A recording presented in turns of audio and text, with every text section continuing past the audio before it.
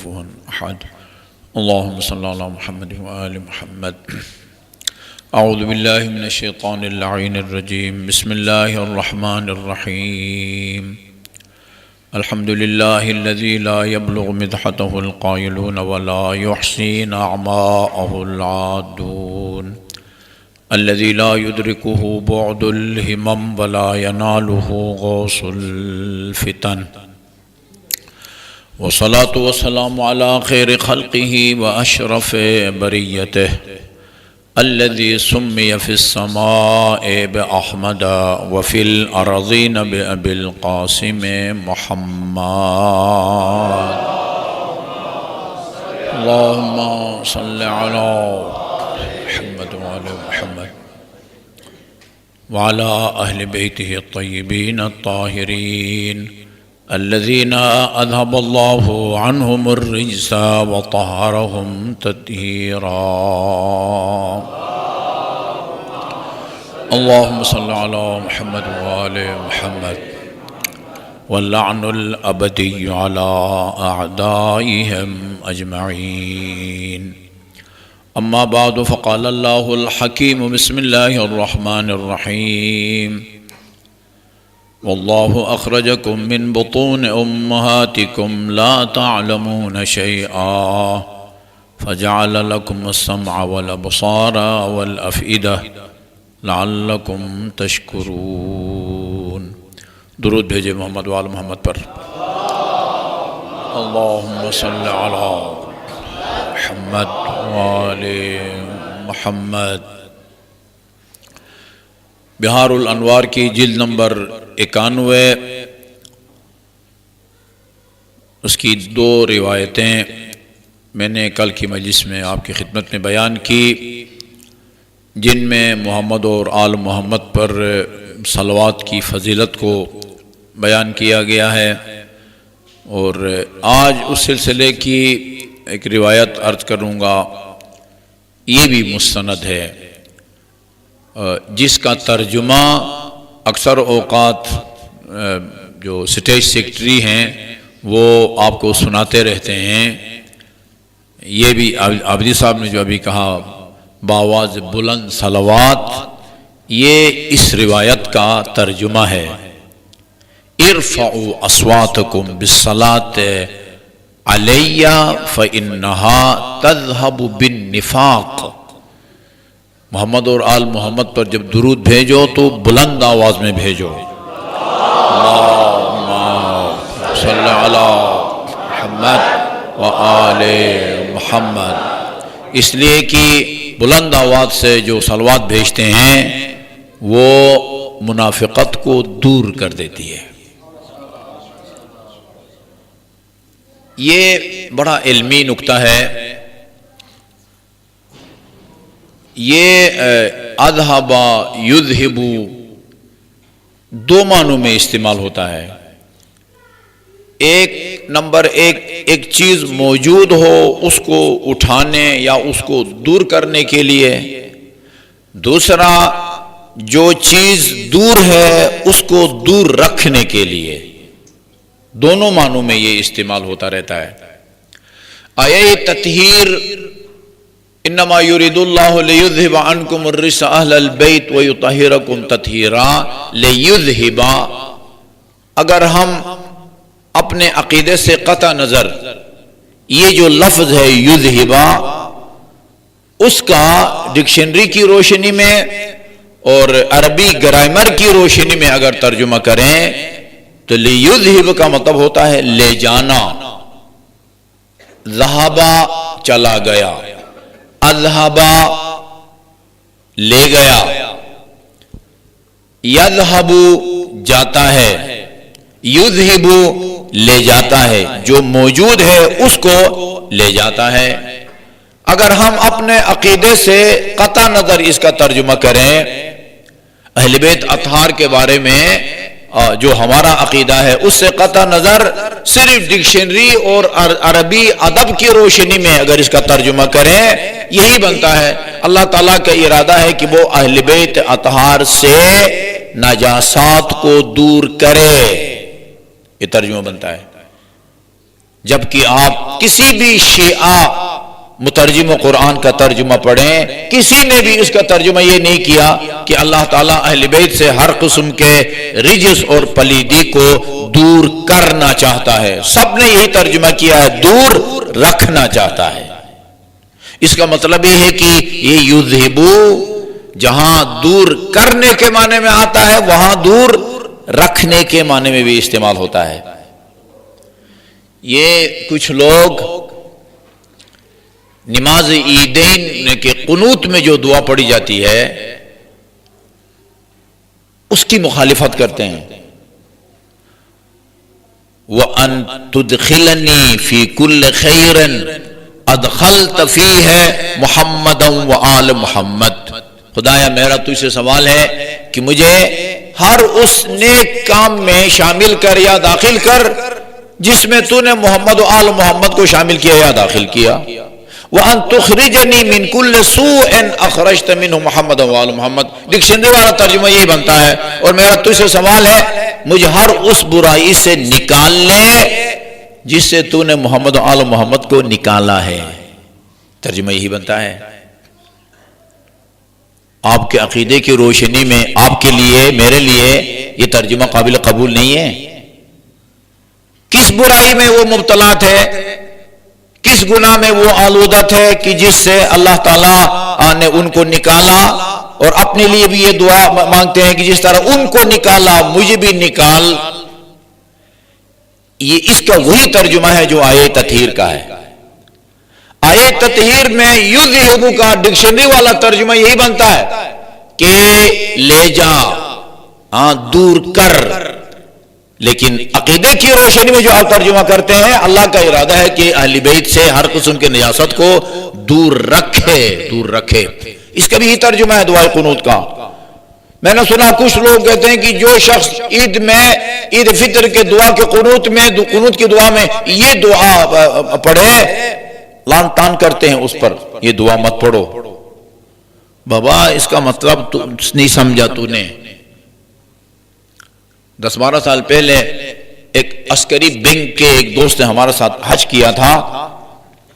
نماز مغربین کے بعد ہر روز بلا ناغا مجلس ہوتی تھی. ہم نے چھوٹا کتابچہ ان کو دیا تھا جس میں ہر طواف کے دوران دعا جو پڑھی جاتی ہے اس میں وہ درج تھی، اور پھر ہر دعا کے ساتھ اس کا ترجمہ بھی. غالباً پہلے چکر میں یہ دعا ہے، اللہم انی اسألک باسمک الذی غفرت به لمحمد ما تقدم من ذنبه وما تأخر. خدایا میں تجھ سے اس نام کا واسطہ دے کے سوال کرتا ہوں جس کی برکت سے تو نے محمد کے گزشتہ اور آئندہ گناہوں کو بخشا. ہاں آپ ادھر جائیں نا میدان عرفات، شب عرفات یعنی 8 کا دن گزار کے 9 کی رات کو ایک مختصر سی دعا ہے. اس میں آپ دیکھیں مفاتیح الجنان میں اس کے اندر لکھا ہوا ہے خدایا میں تجھ سے ان اسماء مبارکہ کا واسطہ دے کے سوال کرتا ہوں جو زیتون کے پتوں پر درج ہے. کبھی آپ جا کے دیکھیں زیتون اگر آپ کے گھر میں ہے، زیتون کے پتوں پر آپ کو کچھ نظر آتا ہے؟ ہماری فقہ کی ایک کتاب ہے اللمۃ الدمشقیہ، متن شہید اول کا ہے، شرح شہید ثانی ہے. اس میں وہ جہاں وہ حلال گوشت پرندے اور حرام گوشت پرندوں کا ذکر ہے وہاں پر لکھا ہوا ہے ہدہد کے پروں پر سریانی زبان میں لکھا ہوا ہے آل محمد خیر البریہ، اس کائنات میں سب سے افضل مخلوق محمد اور آل محمد ہے. وہ آپ جا کے دیکھیں کوئی نظر مستند کتاب ہے، ہمارے فقہ میں مدارس میں پڑھائی جاتی ہے طلبہ کو یہ کتاب. ہدہد کے پروں پر لکھا ہوا ہے، آپ پکڑ کے کسی شکار کر کے کسی ہدہد کو دیکھیں اور کچھ لکیریں آپ کو نظر آئیں گی، لیکن یہ لکھا ہے کہ سریانی زبان میں لکھا ہوا ہے آل محمد خیر البریہ، آل محمد خیر البریہ، اللہ تعالیٰ کی مخلوق میں سب سے افضل مخلوق محمد اور آل محمد ہے. زیتون کے پتوں کو بھی دیکھیں کچھ آپ کو نظر آتا ہے ان اسماء کا واسطہ جو تو نے زیتون کے پتوں پر درج کیا ہے، ان اسماء کا واسطہ جن کے ذریعے تو نے محمد کے گزشتہ اور آئندہ گناہوں کو بخشا۔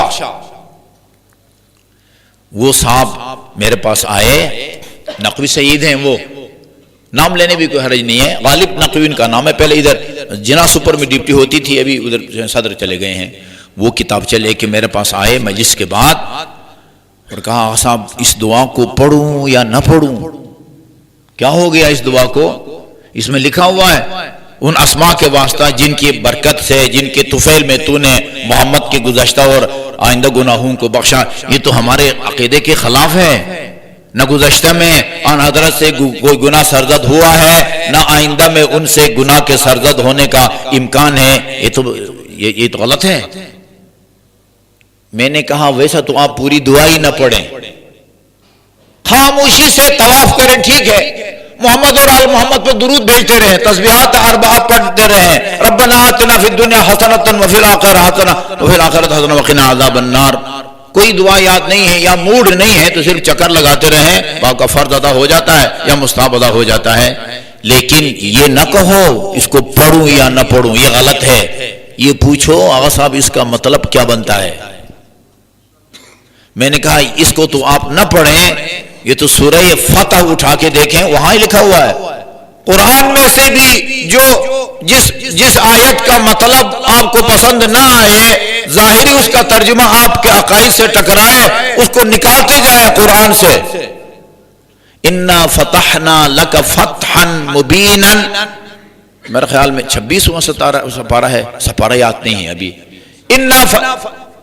کس سپارہ میں ہے؟ 26واں سپارہ ہے۔ اِنَّا فَتَحْنَا لَكَ فَتْحًا مُبِينًا، میرے حبیب ہم نے آپ کو فتح مبین نصیب کی ہے۔ کیوں؟ فتح مبین کے نتیجے میں آپ کو کیا ملے گا؟ لِيَغْفِرَ لَكَ اللَّهُ مَا تَقَدَّمَ مِن ذَنبِكَ وَمَا تَأَخَّرَ، بالکل وہی الفاظ جو وہ طواف کے پہلے چکر میں، تاکہ فتح مبین کے نتیجے میں اللہ تعالیٰ آپ کے گزشتہ اور آئندہ گناہوں کو بخشے۔ وہاں سے آیت کو بھی نکالو گے، وہ آپ کے عقائد کے خلاف جاتی ہے۔ تھوڑا سا سوچیں، فتح مکہ، فتح مبین اور آن حضرت کے گزشتہ اور آئندہ گناہوں کی بخشش میں آپس میں کیا تعلق ہے بھائی؟ ایک علت ہے، ایک معلول ہے، کوئی سنخیت ہوتی ہے، کوئی مناسبت ہوتی ہے۔ ایک کام کے نتیجے میں دوسرا کام ہوتا ہے، ادھر بٹن آن کرتے ہیں تو حال روشن ہو جاتا ہے، آف کرتے ہیں تو وہ تاریک ہو جاتا ہے، کوئی ان دونوں میں کوئی مناسبت ہوتی ہے، سبب اور مسبب، علت اور معلول میں کوئی مناسبت ہوتی ہے۔ فتح مبین کا آن حضرت کی گناہوں کی بخشش سے کیا تعلق اور کیا مناسبت ہے؟ آدمی کوئی کام کرے جس کے نتیجے میں اللہ تعالیٰ نے بخشنے کا وعدہ فرمایا ہے، توبہ کرے آدمی، نماز پڑھے، محمد و آل محمد پر درود بھیجے، تنماس عنہ الذنوب کما ینماس الورق من الشجر۔ کل میں نے آپ کو وہ معتبر روایت سنائی، ایک مرتبہ محمد و آل محمد کے درود کے نتیجے میں گناہ اس طرح جھڑتے ہیں جس طرح موسم خزان میں درخت کے پتے جھڑتے ہیں۔ کوئی مناسبت ہوتی ہے؟ اللہم صلی علی محمد وآل محمد۔ اتفاق سے اپنے مفسرین نے تو لکھا ہی ہے، اشرف علی تھانوی کا ترجمہ میں نے پڑھا، ان کا ترجمہ اور شیخ صاحب شیخ محسن کا ترجمہ ایک جیسا ہے۔ لِيَغْفِرْ لَكَ الذُّنُوبَ الَّتِي مَا تَقَدَّمَ مِن ذَنبِكَ وَمَا تَأَخَّرَ، ان گناہوں سے مراد وہ گناہ نہیں ہے جو ہم جیسے گناہ گاروں سے کبھی صغیرہ کی صورت میں اور کبھی کبیرہ کی صورت میں سرزد ہوتے ہیں۔ ان گناہوں سے مراد وہ گناہ ہیں، وہ خامیاں ہیں جو مخالفین کی نگاہ میں گناہ سمجھے جاتے تھے۔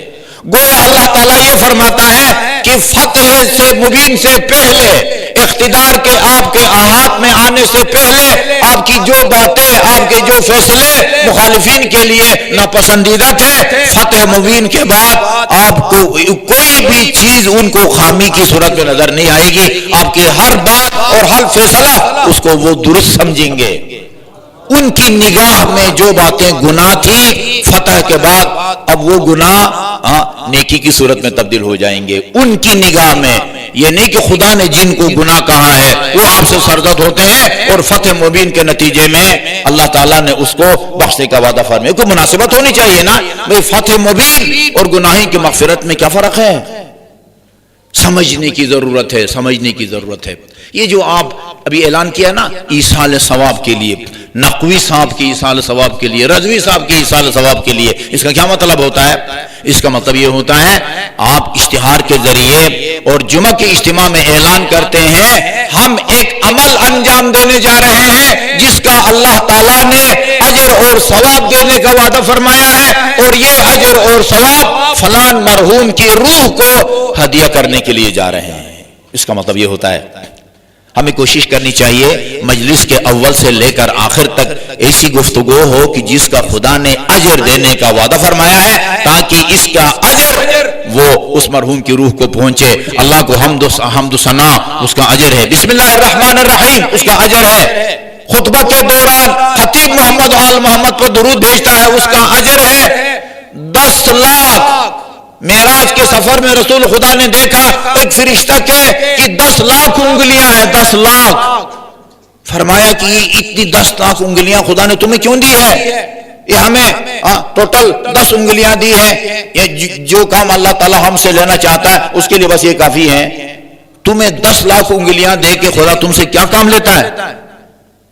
عرض کیا یا رسول اللہ، دنیا میں جہاں کہیں بارش ہوتی ہے نا، بارش اس کے قطروں کو گنتا ہوں، خشکی کے اوپر ہو، سمندر کے اوپر ہو، یہ تو بہت زیادہ ہے، یہ کام کر لیتے ہو؟ کہاں ہاں یہ تو میرے لیے بائیں ہاتھ کا کھیل ہے۔ اچھا بھائی یہ بارش کے قطرات سے بھی کوئی زیادہ تعداد میں یا مقدار میں کوئی چیز ہے کہ جس کا تم ریکارڈ نہ رکھ سکو؟ ہاں یا رسول اللہ، جب آپ کی امت کے لوگ آپ کا نام سن کے آپ اور آپ کی آل پر درود بھیجتے ہیں اس کا ثواب میں نہیں لکھ سکتا۔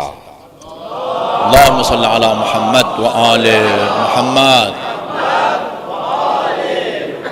اس کا اجر مرحوم کی روح کو پہنچتا ہے۔ ایسی بات نہ کریں کہ جس کی وجہ سے بندہ گناہگار ہوتا ہے، ٹھیک ہے جی؟ وہ گناہ تو نہیں پہنچے گا اس بیچارے کو، اس کا کوئی قصور نہیں ہے، گناہگار پڑھنے والا ہوگا، گناہگار بانی ہوگا کہ جس نے ایک گمراہ اور گمراہ کن کو بلایا اور اس نے سامعین کو گمراہ کیا۔ ابھی وہ میں آپ کو روایت سناؤں گا، میں سپیشل لے کے آیا ہوں معتبر روایت، تاکہ آپ کو اندازہ ہو سکے کہ لوگوں کو گمراہ کرنا کتنا سنگین اور ناقابل بخشش گناہ ہے۔ درود بھیجیے محمد و آل محمد پر، اللہم صلی علی محمد و آل محمد۔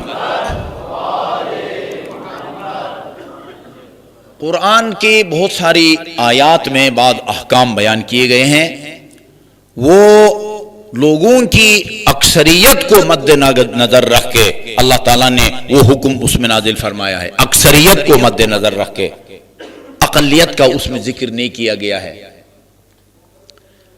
یہ بڑا فقہ کا اور کام کا نقطہ ہے، اس کو سمجھیں اور اس کو یاد رکھیں۔ سورہ نساء میں جن عورتوں سے نکاح نہیں ہو سکتا ہے ان کو اللہ تعالیٰ نے بیان کیا ہے، حرمت علیکم امہاتکم، سب سے پہلے ماؤں کا ذکر ہے۔ ماں سے نکاح نہیں ہو سکتا، بیٹی سے نکاح نہیں ہو سکتا، بہن سے نہیں ہو سکتا، پھوپھی سے نہیں ہو سکتا، خالہ سے نہیں ہو سکتا، بھانجی سے نہیں ہو سکتا، بھتیجی سے نہیں ہو سکتا، ساس سے نہیں ہو سکتا، بہو سے نہیں ہو سکتا، بیوی کی بہن سے نہیں ہو سکتا جب تک بیوی آپ کے نکاح میں ہے۔ اور اسی طرح وہ رضائی ماں یا بہن یا بیٹی یا خالہ، یحرم من الرضا ما یحرم من النسب، یعنی نسب کی وجہ سے جو جن عورتوں سے نکاح نہیں ہو سکتا، دودھ پینے کے نتیجے میں جو ماں بنی، جو بیٹی بنی، جو بہن بنی، جو خالہ بنی، جو پھوپھی بنی، ان سے بھی نکاح نہیں ہو سکتا۔ اور وَرَبَائِبُكُمُ اللَّاتِي فِي حُجُورِكُمْ، ایک آدمی دوسری شادی کرتا ہے نا، دوسری شادی کرتا ہے، یا بیوی مر گئی ہے اسے دوسری شادی کرتا ہے، یا ایسی دوسری شادی کرتا ہے۔ میں مدینہ منورہ میں مسجد النبی میں تھا، وہاں مغربین کے بعد وہ ایک یہ ڈی آئی خان کا ایک مولوی لیکچر دے رہا تھا، اس میں کہہ رہا تھا کہ اصولی طور پر انسان کو کم از کم 2 شادیاں کرنی چاہیے۔ لوگ اپنے مومنین اپنے مسکراہٹ کے ذریعے اس بات کا مذاق اڑا رہے ہیں۔ ہاں، اللہ تعالیٰ نے قرآن میں فرمایا کہ خواتین میں سے جو تمہیں پسند آئیں، فَانْكِحُوا مَا طَابَ لَكُم مِّنَ النِّسَاءِ، خواتین میں سے جو تمہیں پسند آئے. ظاہر ہے لڑکا لڑکی کو پسند کرتا ہے، لڑکی لڑکا کو پسند، ایک دوسرے کو پسند کر کے پھر راضی ہوتی ہیں. اگر کنواری ہے کہ پھر باپ کو سے بھی پوچھ کے وہ نکاح پڑا جاتا ہے. یعنی خواتین میں سے جو تمہیں پسند ہے ان سے شادی کرو. کتنی شادیاں، ایک کا تو ذکر ہی نہیں ہے قرآن میں. مثنا، 2، 3، 4. میرے موبائل میں کسی نے بھیجا ہے ایک لطیفہ یا واقعہ بھیجا ہے. ایک بندے خدا نے ایک عالمہ سے شادی کی، عالمہ خاتون سے، جس کو میاں بیوی کے حقوق کا ٹھیک ٹھاک پتہ تھا. شادی کے ہفتہ 10 دن کے بعد اپنی میاں سے کہا کہ اچھا ایسا کہ دیکھیں ہم شریعت کو ماننے والے ہیں، ہم اپنی زندگی شریعت کے مطابق گزارتے ہیں. میاں نے کہا ٹھیک ہے، کون یہ کہہ سکتا ہے کہ نہیں ہمیں شریعت اور اس کے احکام نہیں چاہیے. کہا ٹھیک ہے. اچھا شریعت کے مطابق آپ کی اور آپ کے والدین کی خدمت کرنا میری ذمہ داری نہیں ہے، مجھے آپ الگ گھر لے کے دیں، وہاں رہوں گی، آپ کے جو بنیادی حقوق ہیں ازدواجی میں ان کو ادا کرتی رہوں گی. یہ والدین کی خدمت کے لیے کوئی آپ نوکرانی رکھیں. یہ بہت پریشان ہو گئے. ایک مفتی صاحب ان کے دوست تھے، ان کے پاس گئے، کہا کہ بھئی اس مشکل میں پھنس گیا ہوں، میری مدد کریں. اس نے کہا ٹھیک تو کہتی ہے وہ، تمہارے والدین کی خدمت کرنا بیوی کا فرض نہیں ہے، کرے گی تو ثواب ہوگا، نہیں کرے گی تو خدا اسے یہ نہیں پوچھے گا کہ بھئی تم نے اپنے میاں کے والدین کی خدمت کیوں نہیں کی. اس نے کہا حضور میں آپ سے فتویٰ لینے نہیں آیا، آپ میرے دوست ہیں، مشورہ لینے آیا ہوں، کوئی رہنمائی کریں معقول شرعی. اچھا چلیں ٹھیک ہے، آپ اس سے جا کے کہیں کہ آپ کی بات سے میں 100% اتفاق کرتا ہوں، اپنی زندگی شریعت کے مطابق گزاریں گے، میں دوسری شادی کر لیتا ہوں، وہ میرے والدین کی خدمت کرے گی، آپ کو الگ گھر میں رکھوں گا اور آپ اپنے حقوق ادا کریں، میں اپنے حقوق ادا کروں گا. خاتون نے کہا دفع کرو دوسری شادی کو، میں آپ کے والدین کی خدمت کروں گی، جہاں وہ آپ کے والدین ہیں وہاں وہ میرے بھی والدین ہیں. قابو میں آ گئی. اچھا جن عورتوں سے نکاح نہیں ہو سکتا ان میں سے کون ہے؟ وَرَبَائِبُكُمُ اللَّاتِي فِي حُجُورِكُمْ.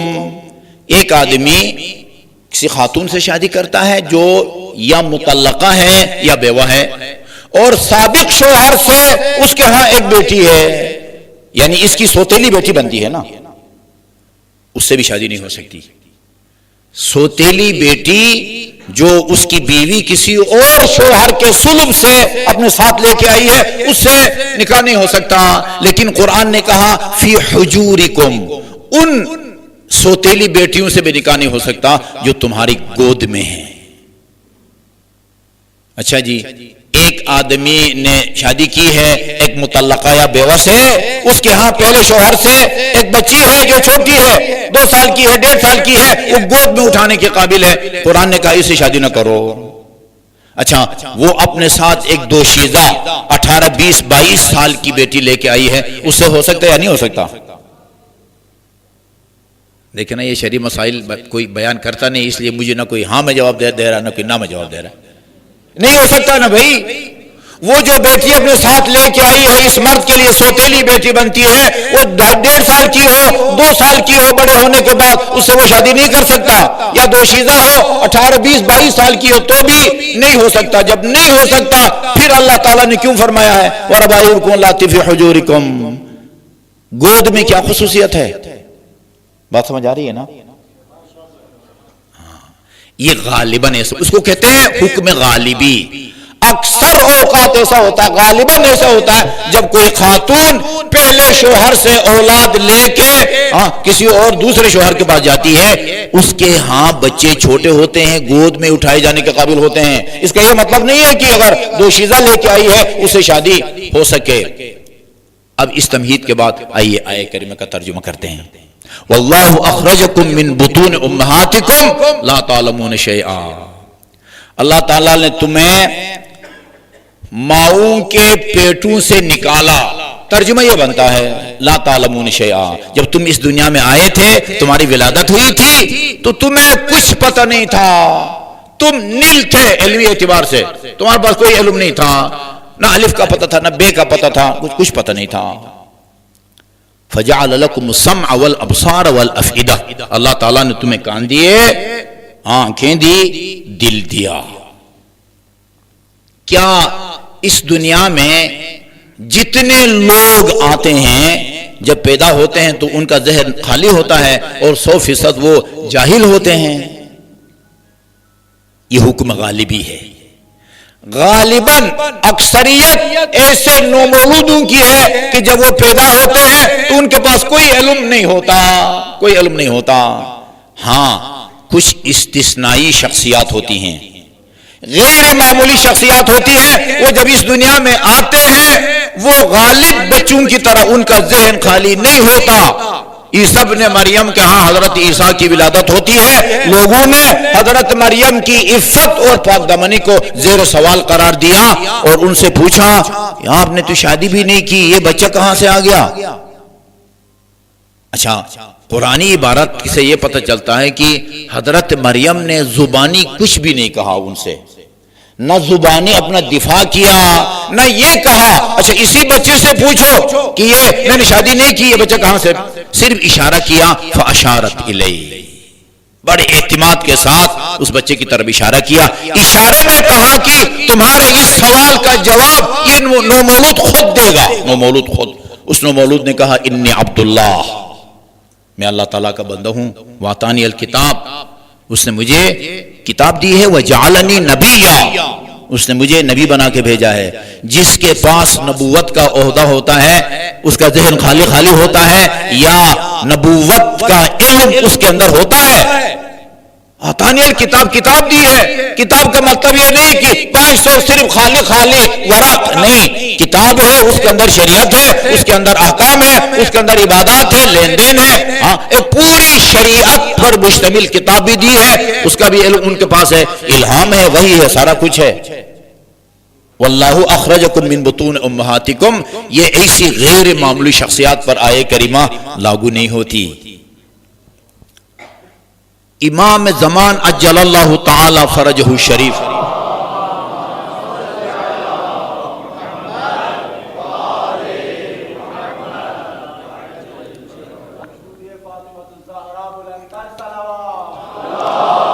اللہم صلی علی محمد وعلی محمد.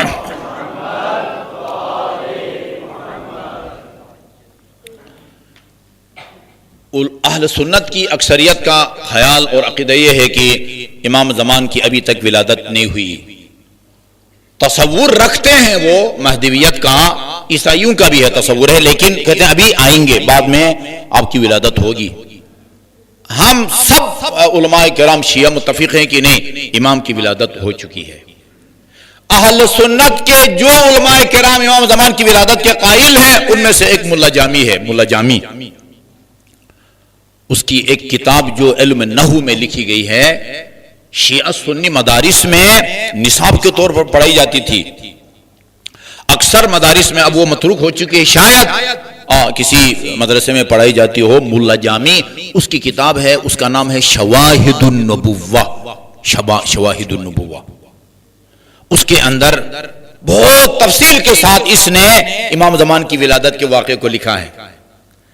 وہ جناب حکیمہ امام حسن عسکری کی بہن اور امام حسن عسکری کی پھوپھی اور امام علی النقی 10 امام کی پھوپھی وہ نقل کرتی ہیں. امام حسن عسکری نے مجھ سے کہا کہ آج رات ہمارے گھر میں ولادت ہوگی. وہ کہتی میں نے عرض کیا فرزند پیغمبر، ہم نے اس دنیا میں اس سے پہلے بہت ساری خواتین کو دیکھا جن کے ہاں ولادت ہوتی ہے. جس دن خاتون کے ہاں ولایت ہونا ہو، 1 دن پہلے، 2 دن پہلے، 3 دن پہلے، وہ اس کا جو جسمانی ساخت ہے وہ ایسا نہیں ہوتا جیسا نرجس خاتون کا ہے. ان میں تو کوئی آثار نہیں ہے ولادت کے. امام نے فرمایا وہ اس یعنی حضرت نرگس کا جو مقام یا منزلت ہے وہ حضرت موسیٰ کی ماں کی طرح ہے. بہت کوشش کی فرعون نے کہ کوئی پیدا نہ ہو، لیکن قدرت کا اٹل فیصلہ تھا، حضرت موسیٰ پیدا ہوئے اور جس مقصد کے لیے موسیٰ کو پیدا کیا تھا وہ مقصد بھی پورا ہو گیا۔ وہ کہتی ہیں کہ جیسے جیسے فجر کے قریب ہوتا تھا وقت، میرے دل کی دھڑکن تیز ہوتی تھی، میرے دل میں خیال آیا کہ امام نے پیشگوئی کی، امام حسن عسکری نے، صبح قریب ہے اور ابھی تک ولادت کے آثار نہیں ہے۔ حجرے کے اندر سے آواز آئی، جلدی نہ کرے، اللہ کا وعدہ پورا ہونے والا ہے۔ میں جب آئی ہوں حجرے میں تو جناب نرگس کھڑی تھی، کانپ رہی تھی، میں نے ان کو گلے سے لگایا اور سورہ قدر اور آیت الکرسی اور معوذتین، قل اعوذ برب الفلق، قل اعوذ بالناس، ان کی میں نے تلاوت کی ان کے پاس۔ جب میں ان آیات کی تلاوت کر رہی تھی، نرگس کے شکم پاک سے انہی آیات اور سوروں کی تلاوت کی آواز بھی میں سن رہی تھی۔ واللہ اخرجکم، عیسیٰ ابن مریم پیدا ہونے کے بعد کہتے ہیں انی عبداللہ وآتانی الکتاب وجعلنی نبیا۔ عیسیٰ ابن مریم جس کے پیچھے کھڑے ہو کے اقتداء میں نماز پڑھیں گے، وہ شکم مادر میں آیت الکرسی کی بھی تلاوت کرتے ہیں، معوذتین کی بھی تلاوت کرتے ہیں اور سورہ قدر کی بھی تلاوت کرتے ہیں۔ یہ آیہ کریمہ واللہ اخرجکم من بطون امہاتکم لا تعلمون شیئا، یہ عام انسانوں کی بات ہے۔ وہ غیر معمولی انسان، ان کو 1% بھی نہیں کہہ سکتے آپ، شاید 0.2 میں جائے، 0.2 میں۔ دنیا میں وہ جب سے انسان کی خلقت کا آغاز ہوا قیامت تک کتنی ایسی شخصیات ہیں جو علم اور حکمت اپنے ساتھ لے کے ماں کے پیٹ سے باہر آئے، آپ 1% نہیں کہہ سکتے، 0.2 میں جاتا ہے معاملہ، 0.2 میں۔ علی علیہ السلام کو دیکھیں، ہمارے مدارس میں کتاب پڑھائی جاتی ہے عقائد امامیہ، امامت کا جو چیپٹر ہے اس میں مرحوم محمد رضا مظفر نے لکھا ہے، کوئی تاریخ آپ کو یہ نہیں بتاتی کہ علی علیہ السلام سے لے کر مہدی موعود تک کسی امام نے دنیا کے کسی عام سکول، مدرسہ، مکتب میں جا کے کسی سے کچھ سیکھا ہو، الف سے انار، بے سے بکری، پے سے پنکھا، نہیں۔ ان کے پاس علم لدنی ہوتا ہے، علم لدنی۔ جی ابن عباس کہتے ہیں شام کا وقت تھا، امیر المومنین علیہ السلام نے مجھ سے پوچھا، یہ بھی بہار الانوار کی جلد نمبر 89 جس کو کہتے ہیں 89، اس کے اندر یہ معتبر روایت موجود ہے۔ شام کے وقت امیر المومنین نے مجھ سے پوچھا، ابن عباس اپنے علمی تبحر کی وجہ سے حبر الامہ کہلاتے تھے، قرآن کی تفسیر میں ان کا ایک مقام تھا جن کا صحابہ کرام اعتراف کرتے تھے۔ امیر المومنین نے پوچھا، الحمد، الف لام ہے میم دال، کتنے ہیں؟ 5۔ الحمد کی الف کی کیا تفسیر ہے؟ ابن عباس نے کہا، مولا مجھے تو کچھ بھی نہیں آتا اس سلسلے میں، صرف الف، صرف آ۔ اس کے کچھ ترجمے ہیں، آ کا مطلب ہوتا ہے آیا، کیا، انتم انزلتموہ ام نحن المنزلون، کیا تم نے بادلوں سے بارش کو برسایا ہے یا ہم نے برسایا ہے؟ انتم تخلقونہ ام نحن الخالقون، انتم تزرعونہ ام نحن الزارعون، تم دانے کو زمین کا سینہ چاک کر کے اگاتے ہو یا ہم اگاتے ہیں؟ ایک آقا اتنا ترجمہ ہے، استفہام، پوچھنا، کیا، آیا۔ اس کے علاوہ ابن عباس کو کچھ بھی نہیں آتا تھا۔ ابن عباس کہتے ہیں الحمد کے الف کی 1 گھنٹہ امیر المومنین علیہ السلام نے تفسیر کی۔ لام کی بتاؤ ابن عباس، لام کی کیا تفسیر ہے؟ فرمایا اللہ عالم شیء فرد یا امیر المومنین، مجھے صرف لام کا، لام کیا ہے؟ لام علت بیان کرنے کے لیے، المال اختصاص کے لیے، المال لزید مثلا۔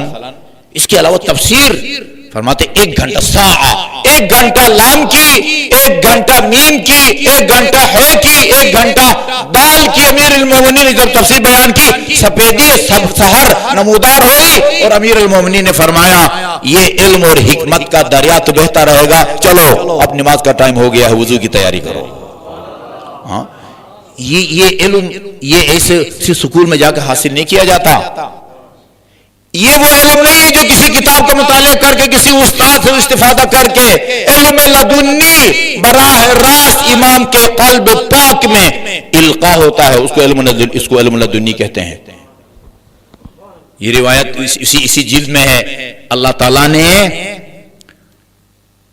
جو بشر کو علم دیا ہے نا، آدم سے لے کر خاتم تک بشر کو جتنا علم دیا ہے اس کو 10 حصوں میں تقسیم کیا جاتا ہے، 10۔ ان میں سے 9/10 علی کو دیے ہیں، 1/10 باقی لوگوں کو، اور اس 1/10 میں بھی علی کا حصہ سب لوگوں سے زیادہ ہے۔ ہاں، پھر کیا بچتا ہے لوگوں کے لیے؟ یہی ہوتا ہے نا کہ بھئی الف کی تفسیر کیا ہے، لام کی تفسیر کیا ہے کی تفسیر کیا ہے، میم کی تفسیر کیا ہے، دال کی تفسیر کیا ہے۔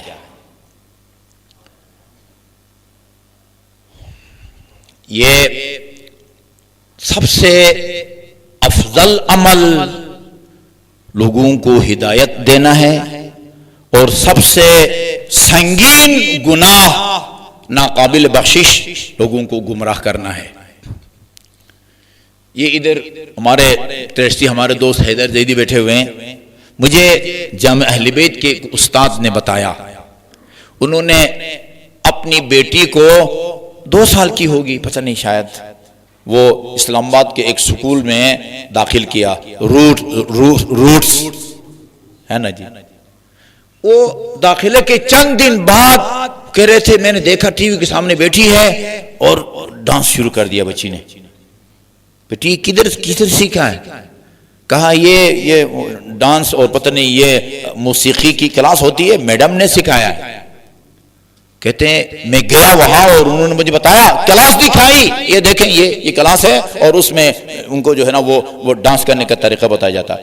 اسی دن کہتے ہیں اس کو نکالا، اور یہ نالج سٹی جس کے محتمم ہمارے نہایت عزیز حیدر زیدی صاحب ہیں، کہتے ہیں اس میں ان کو ڈالا، اور اس کے داخلے کے 2 دن بعد دسترخوان ہمارا بچھا، ہم نے کچھ بھی نہیں کہا، بچی نے دونوں ہاتھ اٹھائے، اللہم ارزقنی، وہ دعا مجھے بھی یاد بھی نہیں ہے، وہ شروع کرنے سے پہلے وہ دعا پڑھی جو کھانے سے پہلے پڑھنے کے لیے منقول اور مروی ہے ائمہ معصومین علیہ السلام سے، اور فرما رہے تھے کہ بچی کو پتہ نہیں میں گاڑی سے اتارنے یا چڑھانے کے لیے میں سڑک پہ گیا، ویگن آ رہی تھی بچوں کو لے کے، جیسے ہی گیٹ کھولا ہے اس کے اندر موجود بچوں یا بچیوں میں سے کسی نے کہا انکل دیکھیں یہ ڈرائیور اس نے گانا لگایا ہوا ہے۔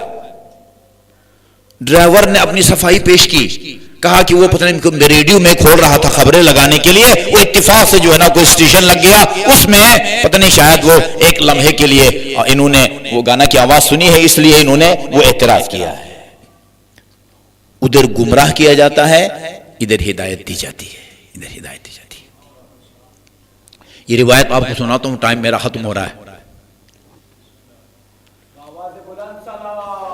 اللہم صلی اللہ علیہ محمد وآل محمد۔ یہ روایت میں آپ کو اس امید سے سنا رہا ہوں کہ اس کو صرف اپنی ذات تک محدود نہ رکھیں، اس سے آگے بھی پھیلائیں۔ بہار الانوار کی جلد نمبر 69 جو برادران دلچسپی رکھتے ہیں، امام جعفر صادق سے یہ روایت منقول ہے، اللہم صلی اللہ محمد وآل محمد۔ قال صادق آل محمد نے فرمایا، کان رجل فی الزمن الاول طلب الدنیا من حلال فلم یقدر علیہا۔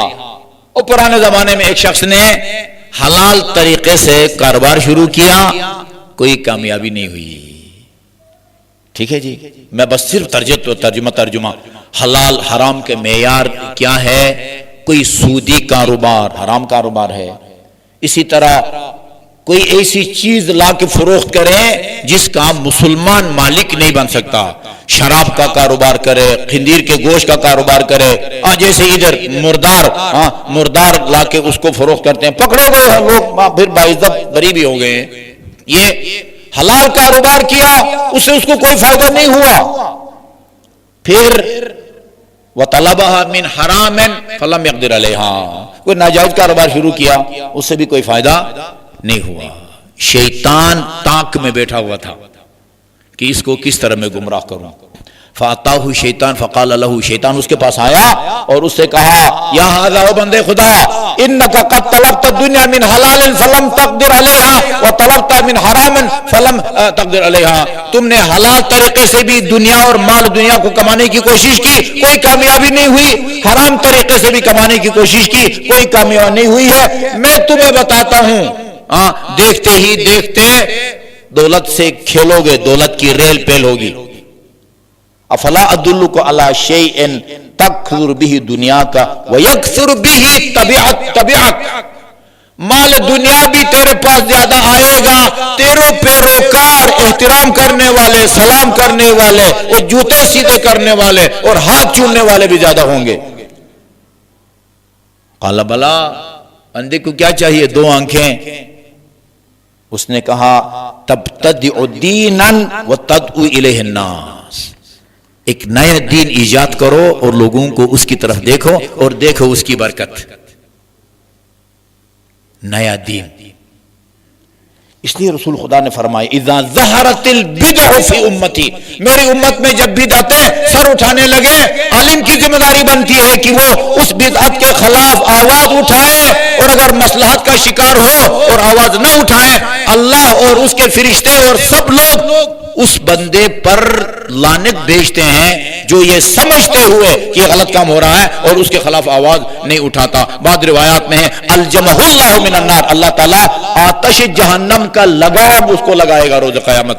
اس آدمی کو جو جانتے ہوئے کہ یہ کام غلط ہو رہا ہے، یہ گفتگو غلط ہو رہی ہے، یہ مسئلہ غلط بیان ہو رہا ہے، صرف مصلحت کا کچھ بھی نہیں ہوتا، مرتا نہیں ہے. علی علیہ السلام نے فرمایا برائی کے خلاف آواز اٹھاؤ، تو وقت سے پہلے بھی نہیں مرے گا اور تیرے رزق روزی میں بھی کوئی کمی نہیں ہوگی. علی سے لکھ کے لے لو. اچھا جی، ففعل، یہ کام کیا اس نے، وہ ایک نئے دین کا اعلان کر دیا. تفصیل نہیں ہے کہ نئے دین وہ کس صورت میں تھا. فاستجاب له الناس، لوگوں نے لبیک کہا، وَأَطَاعُوهُ وَأَصَابَ مِنَ الدُّنْيَا، ٹھیک ٹھاک بیلنس بن گیا بھائی، پلازے بن گئے، پتہ نہیں وہ سینکڑوں مال مویشی. ثم انه فکر، اس کو پتا تھا، ضمیر اور وجدان گواہی دے رہے تھے کہ تو نے غلط کام کیا ہے. صرف مال دنیا کے لیے وہ کچھ مال دنیا کمانے کے بعد اس کو ہوش آیا. ثم فکر، پھر اس نے سوچا، ما صنعت، اپنے ضمیر سے پوچھا یہ تو نے کیا کیا ہے؟ مال دنیا کی خاطر تم نے نیا دین ایجاد کیا ہے، لوگوں کو تم گمراہ کر رہے ہو. ابتدعت دینا ودعوت الناس ما ارا لی توبہ، کہا کہ میرا خیال میں میری توبہ بھی قبول نہیں ہوگی الا ان آتی من دعوت الیہ فاردہ عنہ، جس کو میں نے گمراہ کیا ہے اس کے پاس جاؤں اور اس کو بتاؤں کہ یہ میں نے غلط اعلان کیا تھا، یہ دین غلط ہے، اس سے دستبردار ہو جاؤ. اس نے اپنے طور پر کہا کہ جب تک یہ کام نہیں کروں گا بخشا نہیں جاؤں گا، بخشا نہیں جاؤں گا. فجعل یاتی اصحابہ الذین اجابوہ، جو مومنین مثلا یہ مسجد امام صادق کے سامعین، جمعہ کے سامعین، مجلس کے سامعین، جو اس کا مجمع تھا، جہاں وہ خطبے دیتا تھا، جہاں وہ مجلسیں پڑھتا تھا مثال کے طور پر، ان کے پاس جا کے کہا کہ ان الذی دعوتکم الیہ باطل، وہ جس دین کی طرف میں نے تمہیں دعوت دی تھی وہ باطل ہے.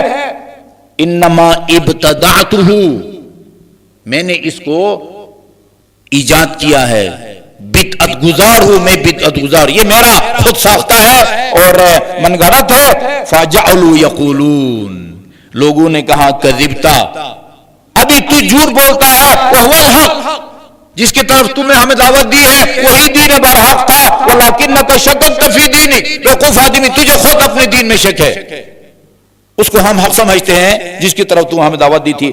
فرجعت عنہ، میں واپس آیا اور مایوسی ہوئی نا بھئی، وہ پہلی دعوت پر انہوں نے لبیک کہا ہے، دوسرے سے جافے اپنی غلطی کا اعتراف کیا ہے، اب اس کو یہ نہیں مانتے.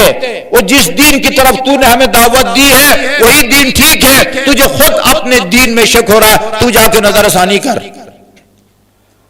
اچھا جی، فلما ذالک، جب دیکھا کہ یہ تو میرے قابو میں نہیں آ رہے، عمد الی سلسلۃ فودد، ایک زنجیر اٹھائی پہلے دیوار میں، ایک بہت ہی صحت مند اور بڑی کیل لگائی، وہ زنجیر کا ایک سرا اس تیر وہ اسے ستون وہ کیل سے وہ باندھا اور اس کا ایک سرا اپنے گلے میں ڈالا، ثم جعلها عنقه وقال لا احلها حتى يتوب الله علی، اس وقت تک اس زنجیر کو اپنے گلے سے نہیں کھولوں گا جب تک اللہ تعالیٰ میری دعا کو قبول نہ فرمائے۔ ستون ابو لبابہ ہے مسجد الحرام میں، روزہ کے اندر نا، وہ ابو لبابہ کے بارے میں ہے کہ وہ ایک جنگ میں پیچھے رہ گیا تھا، بعد میں پیشیمان ہوا اور اسی ستون کے ساتھ اپنے آپ کو باندھا، کہا کہ جب تک اللہ تعالیٰ یہ اپنے حبیب کے ذریعے مجھے بتائے گا نہیں کہ تجھے بخش دیا ہے میں نے، اس وقت تک میں رسی نہیں کھولوں گا۔ آیت نازل ہوئی رسول خدا پر، جاؤ ہم نے اس کے توبہ کو قبول کر لیا ہے۔ حضور نے اپنے دست مبارک سے جا کے زنجیر کو کھولا یا رسی کو کھولا۔ ستون توبہ بھی کہتے ہیں، ستون ابو لبابہ بھی کہتے ہیں، اور اس کے پاس جا کے 2 رکعت نماز پڑھ کے استغفار کرنا مستحب ہے۔ فَأَوْحَى اللَّهُ إِلَى نَبِيٍّ مِّنَ الْأَنْبِيَاءِ، اس زمانے کا جو نبی تھا، اس کو ڈائریکٹ کیا خدا نے بتانا تھا، اس زمانے کا جو نبی تھا اس کی طرف اللہ تعالیٰ نے وحی کی، قل فلان، فلان سے جا کے کہو جس نے اپنے آپ کو زنجیر سے باندھا ہوا ہے، وعزتی، خدا فرماتا مجھے اپنی عزت و جلال کی قسم، لو دعوتنی حتی تنقطع اوصالک، اتنا تو مجھے پکارتا رہے کہ تیرے جسم کے جوڑ بند ایک دوسرے سے جدا ہو جائے، مستجبت لکا، میں کبھی تیری توبہ کو قبول نہیں کروں گا، حتی ترد من مات علی ما دعوت الیہ فیرجع الیہ، یہ تو زندہ لوگ نہیں مان رہے نا، جو لوگ اس دنیا سے چلے گئے اور تیرے کہنے پر وہ گمراہ ہو گئے تھے، وہ سب جب تک راہ راست پر نہیں آئیں گے اس وقت میں تیرے گناہوں کو نہیں بخشوں گا۔ کیا سوچتے ہیں یہ لوگ؟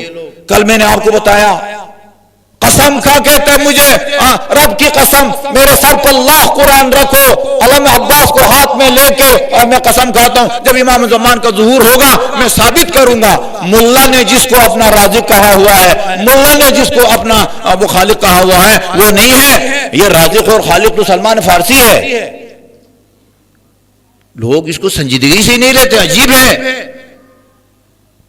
یہ کسی امام بارگاہ میں آ کے خود کو اڑاتا نا بم دھماکے کے ذریعے، 2-4 مومن شہید ہوتے، اس کا اتنا نقصان نہیں تھا جتنا اس تقریر کے نتیجے میں اٹھ کے، میں آج کل بھی نہیں سنایا، آج بھی موبائل ساتھ نہیں لایا ہوں، اٹھ کے ہزاروں کا مجمع اس کو داد دیتا ہے، اس لیے کہ اس نے اللہ کے خالق اور رازق ہونے کی نفی کی ہے اور سلمان فارسی کو کائنات کا خالق اعلان کیا ہے۔ مجھے بتائیں کسی ایصال ثواب کی مجلس میں اللہ کے خالق اور رازق ہونے کی کوئی نفی کرے اور سلمان فارسی کو خالق کائنات ثابت کرے، جی بانی کی نیت صاف ہے، شاید مرحوم کو کوئی ثواب ملے، یقیناً وہ گناہگار نہیں ہے، گناہگار یہ خطیب ہے، گناہگار یہ خطیب سراسر توحید۔ اللہ سورہ رات کی آیت نمبر 16 میں فرماتا قل اللہ خالق کل شیء، ہر شے کا، ہر مخلوق کا خالق اللہ تعالیٰ ہے، اس نص سے قرآن کو پامال کرتا ہے جی۔ اور سلمان فارسی کے بارے میں کہتا ہے ملا نے جس کو رازق کہا ہوا ہے، ملا نے جس کو خالق، بھائی ملا نے نہیں، خدا نے کہا میں خالق ہوں، علی نے نہج البلاغہ کے پہلے خطبے میں فرمایا میں خالق ہوں، اور سید سجاد نے شام سے واپس آ کے اپنے پہلے خطبے میں الحمدللہ بارئ الخلائق اجمعین، تمام تعریفیں اس اللہ کے لیے ہیں جو تمام مخلوقات، فرشتے، جاندار، غیر جاندار، عقل مند، بے عقل، ہر مخلوق کا خالق اللہ تعالیٰ کی ذات ہے۔ درود بھیجے محمد وآل محمد پر، اللہم صلی علی محمد۔ توحید وہ قیمتی سرمایہ ہے جس کا اعلان نواسۂ پیغمبر نے زیر خنجر میں کہہ سکتا ہوں کہ اس گواہی کے بعد دوسری بات یا دوسرا کلام نواسۂ پیغمبر کی زبان مبارک سے جاری نہیں ہوا۔ آخری جملہ جو نواسۂ پیغمبر کی زبان مبارک سے ظاہر ہوا، رضا بقضائک و تسلیما لامرک، خدایا تیرے ہر فیصلے پر میں راضی ہوں وتسلیما لامرک، تیرے ہر حکم کے سامنے حسین کا سر تسلیم تھم ہے۔ لا معبود سواک، اس کائنات میں تیرے سوا کوئی معبود نہیں ہے۔ یا غیاث المستغیثین، اے فریادیوں کے فریاد رس۔ یہ آخری جملہ ہے نواسہ پیغمبر کا۔ میں نے پڑھا ہے مقتل کی کتابوں میں کہ نواسہ پیغمبر زین فرس سے زمین پر تشریف لائے، اس کے بعد دائیں کروٹ لیٹنا چاہتے تھے مگر دائیں پہلو میں موجود زخموں نے نہیں لیٹنے دیا۔ بائیں کروٹ لینا چاہتے ہیں، زخموں نے نہیں لیٹنے دیا۔ کربلا کی خاک کو تکیے کی صورت میں جمع کیا اور اپنی پیشانی مبارک کو اس پر رکھا سجدے کی حالت میں۔ ساکن ہے نواسہ پیغمبر کے بدن میں کوئی حرکت نہیں ہے۔ عمر سعد کے لشکر میں چینو گولیاں شروع ہو گئی، کسی نے کہا نواسہ پیغمبر شہید ہو گئے، کسی نے کہا نہیں نواسہ پیغمبر ابھی زندہ ہے۔ عمر سعد کا ایک سپاہی جو حسین کی طبیعت، مزاج اور غیرت سے آگاہ تھا، اس نے کہا میں تمہیں بتاتا ہوں معلوم کرنے کا طریقہ، اگر جاننا چاہتے ہو حسین شہید ہو گئے ہیں یا ابھی زندہ ہے، اپنے گھوڑوں کا رخ کی نگاہ کی طرف کر کے دیکھو، یہ بہت غیرت مند امام ہے، اگر زندہ ہوگا اٹھ تو نہیں سکے گا مگر اٹھنے کی کوشش ضرور کرے گا۔ جیسے ہی خیموں کا نام لیا، سنا، اٹھے نواسہ پیغمبر، پھر زمین پر گرے، دوبارہ اٹھے، پھر زمین پر گرے اور شمر سے خطاب کر کے فرمایا شمر دیکھو جب تک میں زندہ ہوں اپنے ان بدصفت سپاہیوں کہو نبی کی نواسیوں سے دور رہیں، علی کی بیٹیوں سے دور رہیں۔ ان کی ماں کا جنازہ بھی رات کی تاریکی میں اٹھا تھا، جناب زینب کو رات کی تاریکی میں واپس کیا گیا تھا۔ جب تک میں زندہ ہوں اس وقت تک اہل حرم سے دور رہو، عزادارو۔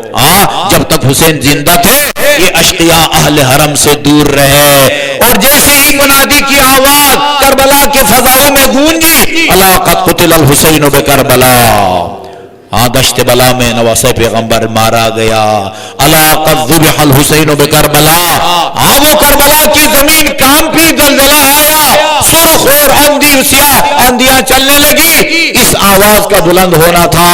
عمر سعد کا فرمان جاری ہوا، احرقوا بیوت الظالمین، لوٹو تبرکات رسول بطول کو، قیدی بنا کے لے چلو آل رسول کو۔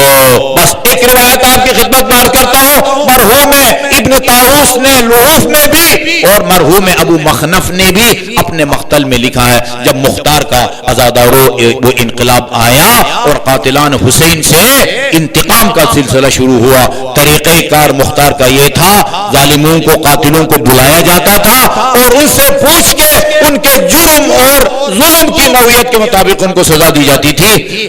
ابراہیم ہے مالک اشتر کا بیٹا، کوفہ کے قریب ان کی قبر ہے، ان کی عدالت میں ملعون ابجر بن کعب کی پیشی ہوتی ہے۔ ابراہیم نے پوچھا سچ سچ بتا تو نے کربلا میں کس کو شہید کیا ہے؟ قسمیں کھائی میں نے کسی کو شہید نہیں کیا۔ کربلا میں مختلف ظلم ستم ہوئے، تم نے کسی کو لوٹا ہو، کسی کو کوئی تماچا مارا ہو، اتنا سنگین وہ عرش الہی کو ہلا دینے والا ستم سرزد ہوا تھا، بولا نہیں جا رہا تھا، لیکن جب ابراہیم کا دباؤ بڑھا، لرزتے اور کانپتے کہا شام غریبان کے وقت میں نے علی کی بیٹی زینب کبریٰ کی ردا اور چادر چھینی تھی۔ ظالم تو نے اور کیا کیا؟ صرف چادر چھینی یا کوئی اور بھی چیز چھینی؟ کہا میں نے علی کی بیٹی کے گوشواروں کو اپنے ہاتھ میں لیا اور اس زور سے اپنی طرف کھینچا، یہ خون یہ مکانوں کو چھینتے ہوئے خونالود بالیاں میرے ہاتھ میں آئی۔ ظالم پھر میری آقا دادی نے کیا فرمایا؟ فرمایا قطع اللہ یدیک، خدا تیرے دونوں ہاتھ کاٹ ڈالے، وقطع اللہ رجلیک، خدا تیرے پاؤں کاٹ ڈالے، وَأَحْرَقَكَ اللَّهُ بِنَارِ الدُّنْيَا قَبْلَ نَارِ الْآخِرَةِ، آتش جہنم سے پہلے خدا تجھے اس دنیا کی آگ میں جلا ڈالے، جس طرح تو نے مجھے حجاب اور پردے سے محروم کیا۔ دونوں ہاتھ اٹھائے، خدایا تیرا لاکھ لاکھ شکر ہے، آقا زادی کی دعا میرے ہاتھوں سے قبول ہو رہی ہے۔ لا اضحک اللہ سن الدہر ان ضحکت وآل احمد المظلومون قد قہروا۔